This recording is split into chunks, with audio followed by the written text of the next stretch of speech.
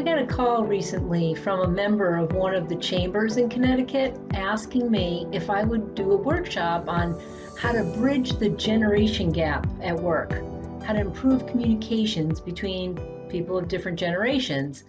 And I thought about it for a few seconds before I felt that no in my heart, and I told her so.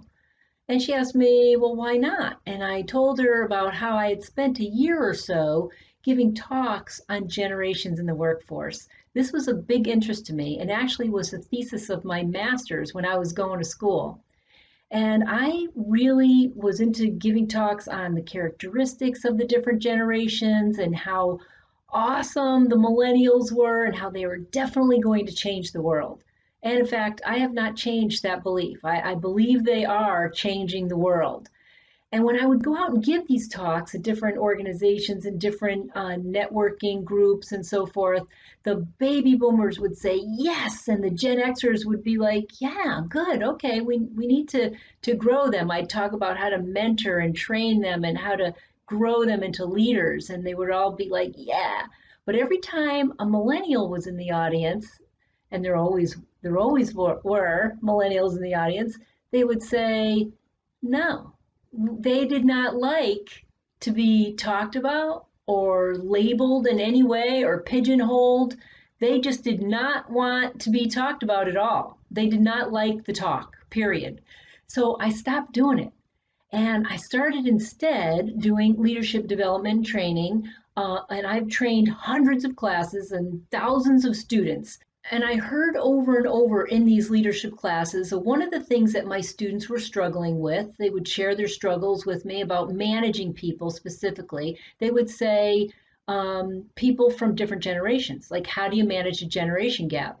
So I would teach them instead to manage the personality gap.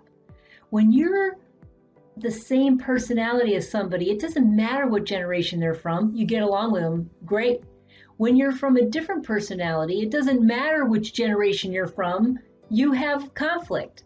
So I learned that helping my students understand their own personality types, their own motivators and stressors, and then how to identify other personality types, then they could really help bridge those gaps.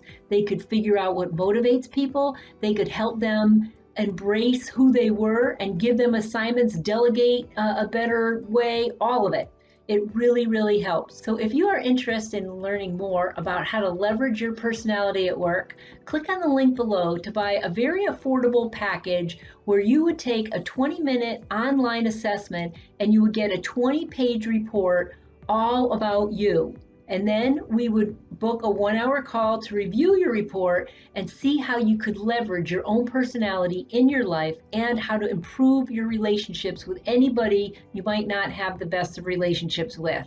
Normally, I charge $299 for this package, but in November and December of 2020, I am selling it for $149.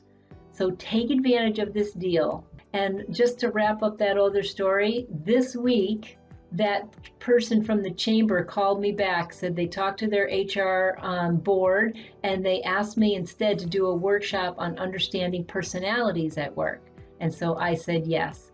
So stop looking at generations or age as an issue and start looking instead on how you can leverage who you are and who they are so that you can talk the same language. I can show you how.